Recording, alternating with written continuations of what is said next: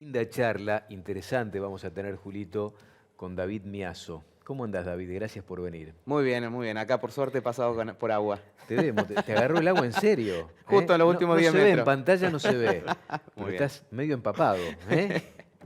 Llovía fuerte. Llovió fuerte. Bueno, es Vamos lo que bien está, para el trigo, vamos. Lo vamos agradeciendo toda la lluvia que cae. es lo que está pasando en la ciudad de Buenos Aires ahora. David, esta noche el presidente Javier Milei va a dar en cadena nacional un discurso vinculado al superávit financiero y al superávit fiscal, al incremento de las reservas en el Banco Central, etcétera, etcétera. ¿Qué es lo que va a decir más o menos?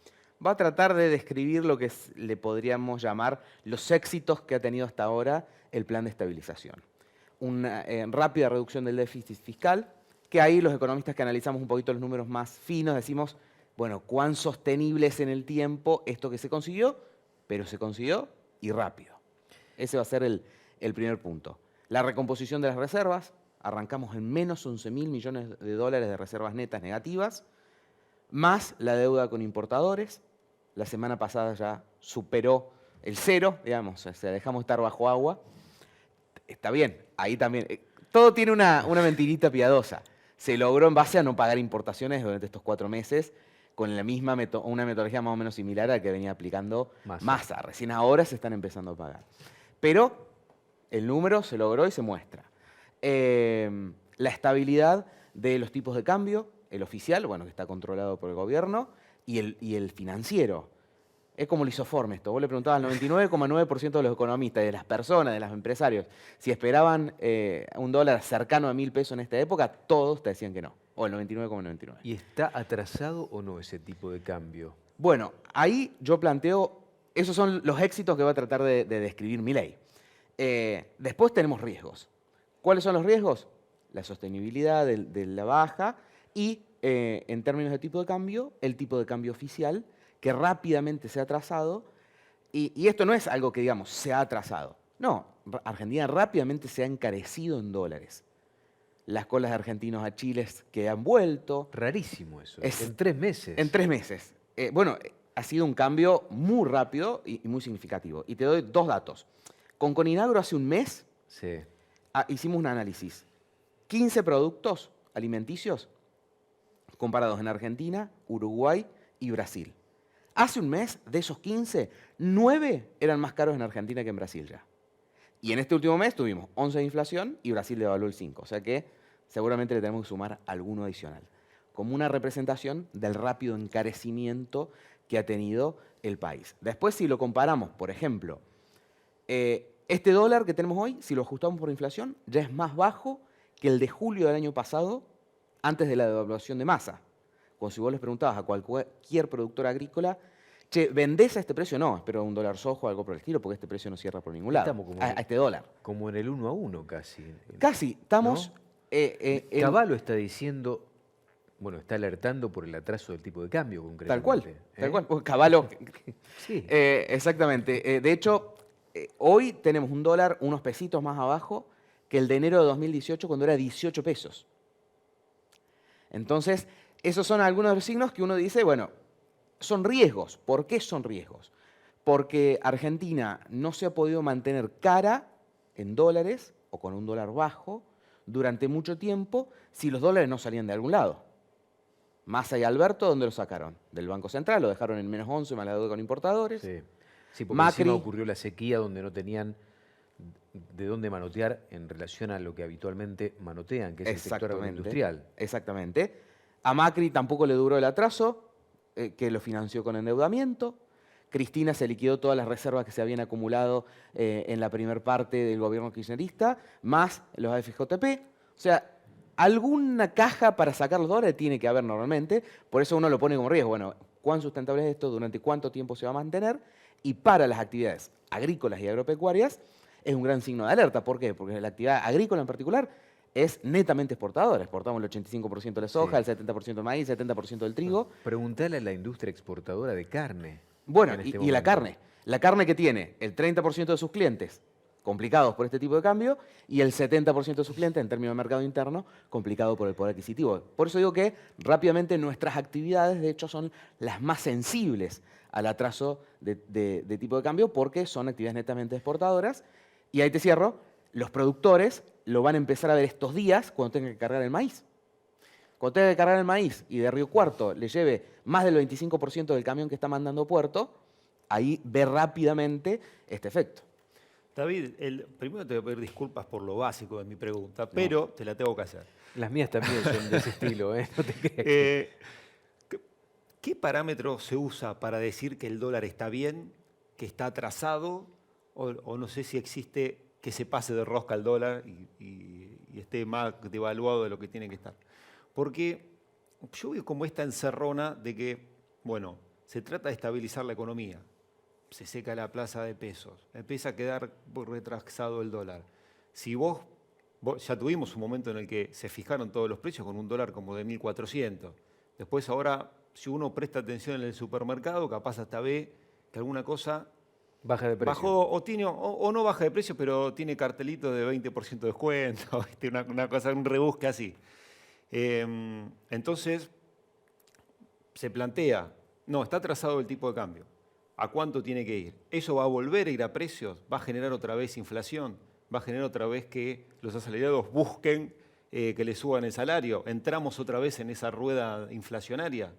No sé si me entendiste. Sí, dos preguntas me hiciste. Sí, te hice dos preguntas en una. Pero Bueno, la primera respecto a cuál sería lo lógico, cuándo se dice está atrasado o no está atrasado. Bueno, ahí básicamente uno mira dos cosas.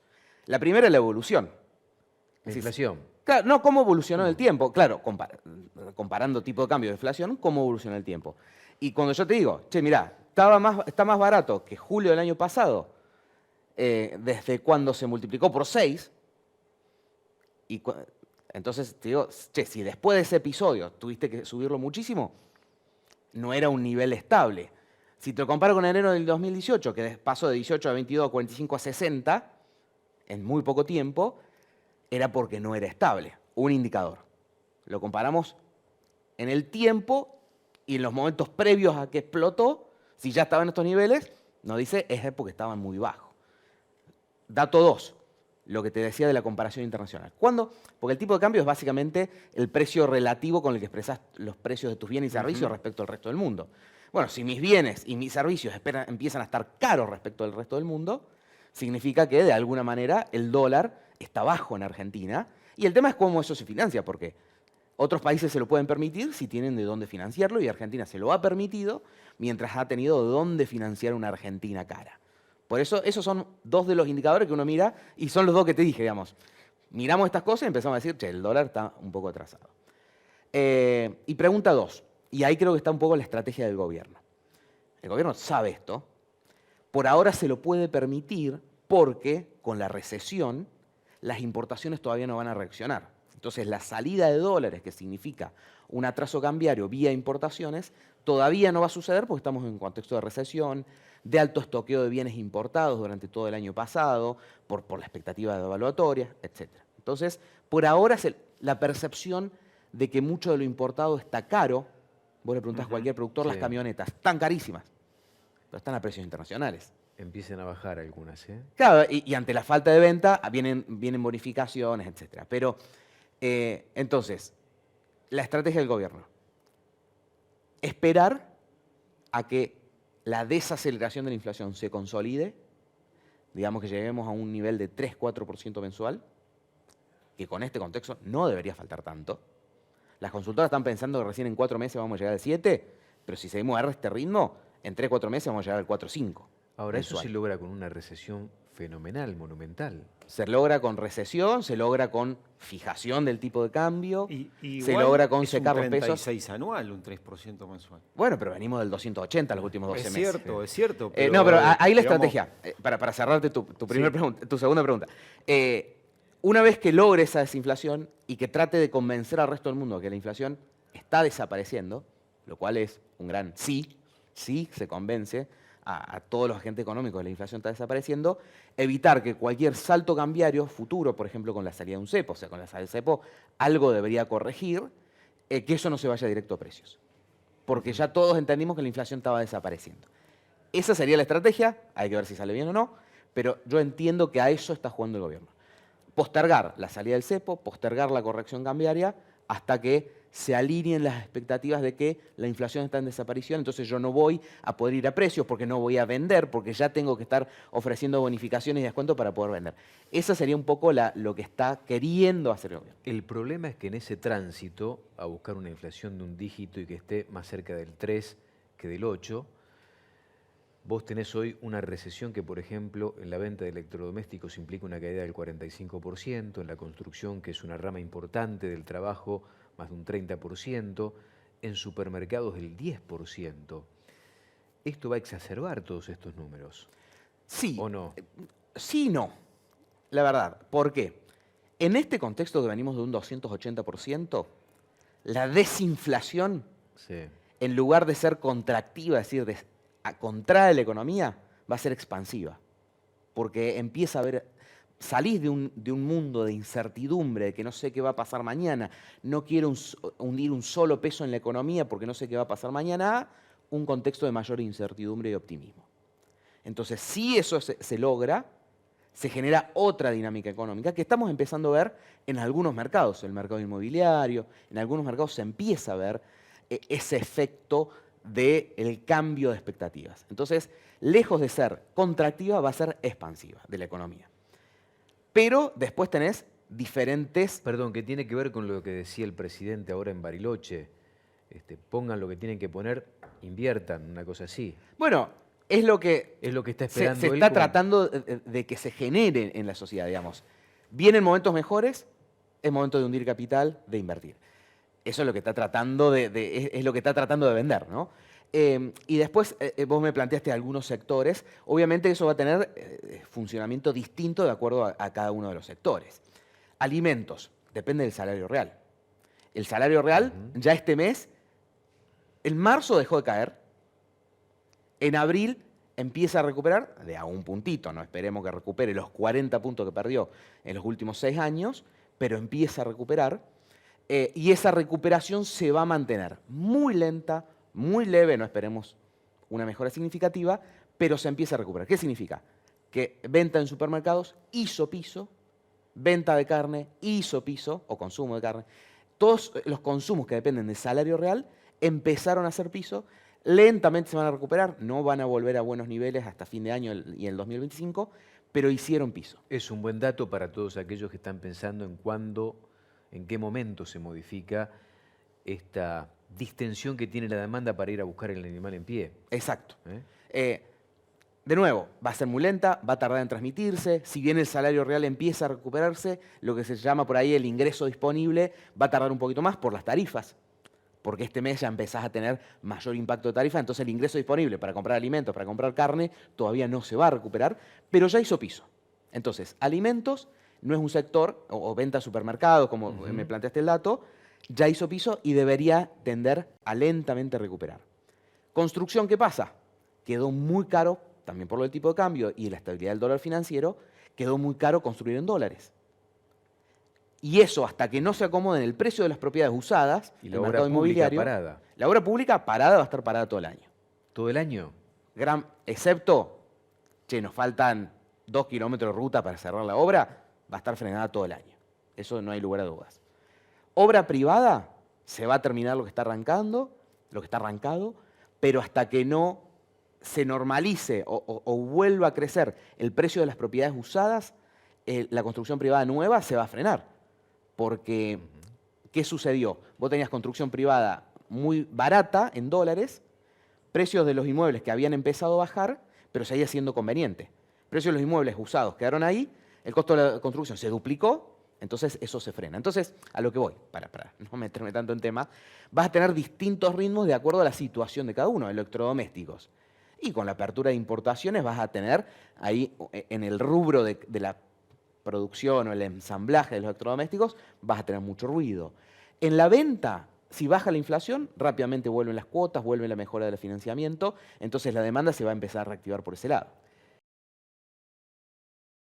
Compartiendo esta mañana de lunes con David Miazo y comparto con David algunos mensajes de amigos.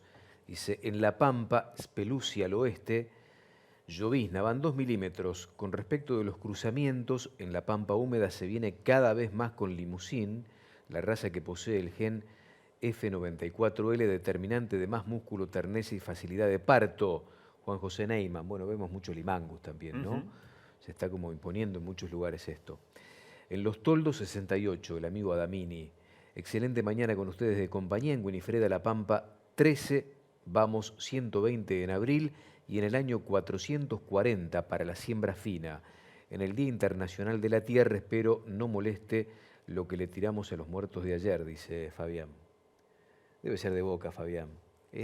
Bueno, disfrútalo. Por hoy te lo dejamos pasar, pero por hoy pasa, hasta Fabián, las 10. por hoy pasa. Hasta las 10 de hoy. Listo. Dice, lindo amanecer, fíjate cómo ve con optimismo Gladys esto, porque 105, pero con viento y piedra en Roberts, provincia de Buenos Aires, y nos deja saludos. Bueno, ¿qué ves del sector o para con el sector agropecuario desde lo económico y a partir de esta política económica, David? Bien, si querés mirando un poquito hacia adelante, Sí. el trigo es lo que viene primero. Ahí uno diría, veníamos muy complicados, tuvimos alguna pequeña mejora de precio el último mes, 4%, alguna baja en el precio de la urea, positivo, agua, hace un mes éramos más pesimistas de lo que podemos ser hoy, pero bueno, siempre el pedido del gobierno de tratar de ser razonable y con el tema de derechos de exportación, que puede generar realmente un impacto positivo en la producción, en el ingreso de dólares y un impacto muy limitado en términos de recaudación, ¿no? Entonces, eso con el trigo, un poquito más optimistas de lo que éramos hace un mes. Veremos qué dicen los productores con las intenciones de siembra, pero algo más optimistas. En general, recién, y atando con algo que conversamos recién, que es el tema cambiario, las actividades agrícolas lo sienten de manera directa, sobre todo con fletes y labores, que son algunos de los costos especificados que tienen dentro de la estructura. El flete es terrible. El flete es terrible en los últimos tiempos, lo que corrigió para todos los amigos productores. Bueno, que Sí, obviamente los saben fletes, mucho el mejor que- gasoil, las labores agrícolas. Ahora cuando levanten el maíz y hagan el cálculo de cuánto se llevó de la cosecha, se va a visualizar cuando se tenga que plantear la siembra. Bueno, y vos decís, no es que el flete esté caro, porque vos ves el número del camionero y no tiene, o del transportista. Te lo explican muy fácil. Claro, Gasoil cubierta de todo. Y no es que tiene Y da el número un ese, margen claro. grandísimo, sino que es este efecto macro que genera esa situación. Entonces, ahí, con estos precios, derecho de exportación y ese tipo de cambio, los números crujen, como estaban crujiendo con el trigo y como van a crujir cuando empecemos a hacer los números de la gruesa ya hacia mitad de año. Ahí va a ser clave qué sigue pasando con los fertilizantes, sobre todo para cultivos como el maíz, si tienden a los precios internacionales, va a ser un alivio que va a descomprimir, pero bueno, vamos a estar ahí con números muy finos en actividades ¿Por qué exportadoras. acá en la Argentina es más caro que en cualquier otro lugar, por lo menos de la región? Cuando vas a comprar un fertilizante, cuando vas a comprar una vacuna, etcétera, etcétera. Yo creo que hay dos cuestiones centrales. La primera es lo de siempre, la carga fiscal. Lo importado tiene ya el impuesto país del 12,5, aranceles que se lo sacaron, que tenían el 5,4 en el caso de urea, anticipo de IVA, anticipo de ganancia, IVA de 10,5, eso genera un combo fiscal importante, y a eso se le suma el cepo. El cepo que los importadores no podían pagar al contado y al tipo de cambio de hoy las importaciones. Entonces, cuando yo tengo que pagar las importaciones a un tipo de cambio futuro, que desconozco cuál es, lo cargo en el precio, a esa incertidumbre. Porque de hecho, no estuvieron equivocados. Ya les pasó con el dólar del año pasado. Claro. Importaron a 3.50 y pagaron con los Bopreal a 1.300. ¿No? Claro. Entonces, esa incertidumbre que no te deja pagar hoy al precio de hoy, que estoy cerrando hoy, bueno, lo cargo de alguna manera en el precio. Entonces, tenemos esas dos cuestiones. Y ahí te cierro. Cepo, cuando se salga el cepo, todo ese componente debería desaparecer. Cuando se saca el cepo, también se va a sacar impuesto país. Ya se sacaron aranceles y ahí deberíamos estar mucho más cerca de la situación. Por lo tanto, una de las de las recomendaciones, si uno quiere tratar de dejar algo, es el cambio de chip. El año pasado, en esta misma conversación, hubiésemos dicho, compren todos los insumos que se puedan hoy. Hoy podríamos decir, podríamos esperar, no nos cuesta nada esperar. No, iba a colación de esto que comentabas en tu respuesta. Por este diferencial del dólar, ¿qué hacía el que tenía el producto? Lo fijaba en dólar blue para cubrirse. Exacto. Por eso el encarecimiento, digo. Sí, tal cual. Y hasta el día de hoy, o sea, que hoy el dólar blue está, o sea, los dólares financieros están muy cerca del oficial más impuesto país, pero si el importador no lo puede pagar hoy y lo tiene que pagar en 30 días, bueno, un adicional para cubrirse le termina poniendo, porque por algo la importación está cerca de $300 y el precio del productor está en 580, 560. David, ¿y había otra forma de encarar este ordenamiento de la economía, digamos, previo, digo, a las medidas que tomó el presidente Milei? ¿Había otra forma de salir del camino que nos llevaba a la hiperinflación? No sé si ese 200 y pico ya se considera hiperinflación, porque cuando viste que vamos haciendo zapping, mirando, escuchando periodistas y cosas, hay una ensalada de información, y muchos lo llevan a la reducción esta y es como lo que hizo Milei con la economía, es como no pagar la tarjeta de crédito, ¿no? Y es muy simplista, digamos, el ejemplo, o bajado a una actitud, digamos, de un individuo que para lo que es la economía de un país me parece que tal vez no va. Pero si lo queremos llevar ahí, bueno, tal vez es como sacarle la extensión de la tarjeta de otro a uno que la tenía y decir, bueno, sí, ahora voy a tener esa deuda que el otro generó, pero por lo menos no tiene más la tarjeta y no va a seguir gastando, ¿no? Entonces, la pregunta viene por este lado, usando esa analogía. ¿Había otra forma de hacer eso? ¿O la única era, bueno, no, pará, dame la tarjeta, pará de gastar y empecemos a ver cómo ordenamos el resto de las cosas? Me la complicaste con la analogía para la respuesta, pero no. Lo primero, shock o gradualismo, para ir primero a lo general. No quedaba otra que el shock. Digamos, hacer todo rápido y ya, o hacerlo más despacio para que vaya doliendo menos. No quedaba otra porque el gradualismo de alguna manera lo tenés que financiar. Y hoy no tenemos cómo financiarlo. Esa es la realidad. ¿Vos tenías cómo financiar el gradualismo? Buenísimo, vayamos a una situación que vaya siendo un poquito más leve, menos dolorosa. No había shock. Entonces, esa opción era la única que había para cualquier sea quien ganara, ¿no? Entonces, punto 1. Punto 2. El recorte del gasto era el tema cero, es la madre de los problemas, el déficit. ¿Por qué? Porque el déficit me genera necesidad de emitir, la emisión me genera inflación. El stock de pesos que acumulo por la emisión es la bomba que está a punto de explotar para correr al dólar y correr a los precios. Si tengo déficit, tengo alto riesgo país. Entonces me genera mayor costo de endeudamiento y dudas sobre mi repago. Entonces, es la madre de gran parte de los problemas. Me genera tasas de interés altas, porque tengo que contener los pesos de alguna manera y el Estado trata de absorber todos los pesos que hay en la economía, entonces tengo tasas de interés altas. O sea, que muchos de los problemas que uno ve, la madre de todos esos problemas es el déficit. Entonces, el tema 1 y central, por eso la motosierra, digamos, ¿no? Primero paso a la motosierra y después vemos qué es razonable o no. Que eso es un poco lo que se está viendo. David, ¿qué precios relativos todavía faltan corregir en la economía local? Bueno, con estas subas de las tarifas se acercan mucho a los precios... ¿Tarifas van a seguir subiendo más allá de este sogazo? Sí, todavía les queda, ¿eh? Todavía les queda. Pero un sogazo un poquito más fino.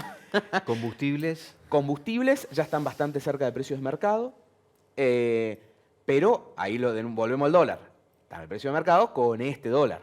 Entonces, si este dólar tarde o temprano necesita una corrección, eso te va a desparramar en el resto de los precios como el combustible. Después del combustible dependeremos de qué pasa con Irán y el Medio Oriente, a ver si también impacta en el precio del petróleo, pero bueno. Paquete fiscal al Congreso en las próximas horas. Sí. Reforma laboral, ganancias. Reforma laboral muy light, digamos, todo muy light. Todo lo pesado de reforma laboral prácticamente queda fuera. y va a ser imposible que pase hasta diciembre de 2025. ¿Ganancias? Ganancias es lo principal que quieren acompañar los gobernadores. Es el punto que está para que los gobernadores acompañen ómnibus y paquete fiscal. ¿Blanqueo?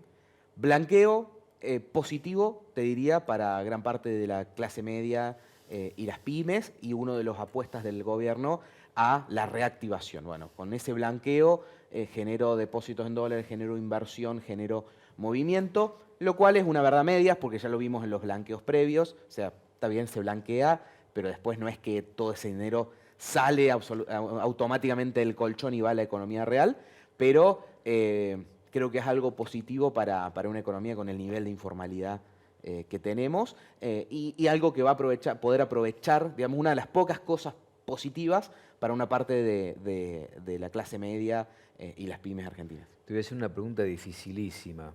¿En cuánto crees que vamos a andar de inflación para este 24?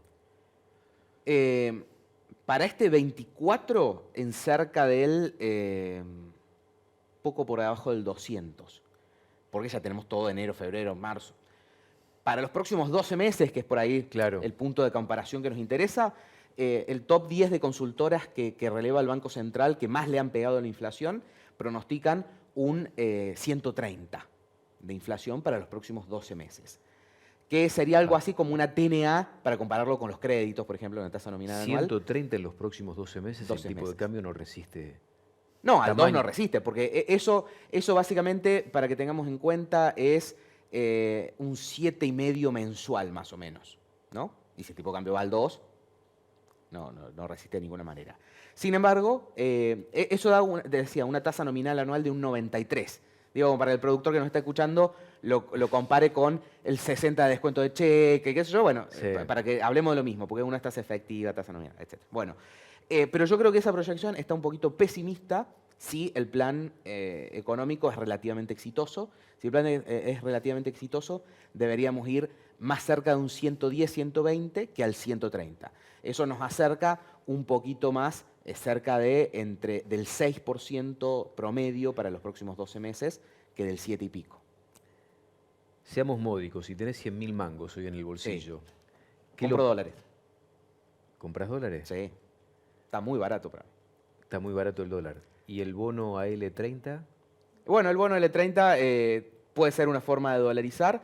A ver, bono Que L30. vence ahora dentro de un par de meses. No, vence en el 2030, pero paga intereses y capital de manera semestral. Sí. O sea, paga el primero El de primero julio. de julio. Bono L30 subió mucho. Desde los niveles prepaso estaba en 30 y algún dólares. Hoy está en 53, 54, subió un 65%. ¿Por qué valía 30 y por qué llegó a valer 20 ahí en medio de todo ese lío? Sí.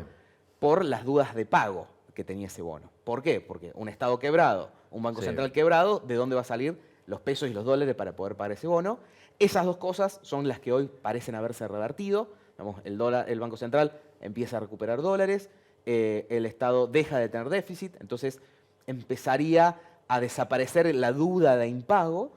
Entonces puede ser una buena alternativa que está dando una TIR, que es como se mide, digamos, el interés, pero la tasa interna de retorno, etcétera, cercana al 20%. Eso es una buena tasa, con los bonos de Estados Unidos rindiendo al 5% y obligaciones negociables, que básicamente es deuda de las empresas, que está en algún punto entre el 7 y 8%, de acuerdo a la empresa. Así que es una buena opción para dolarizar, para tener una renta cercana al 20% anual, si creemos que la economía va hacia una normalización, una excelente oportunidad.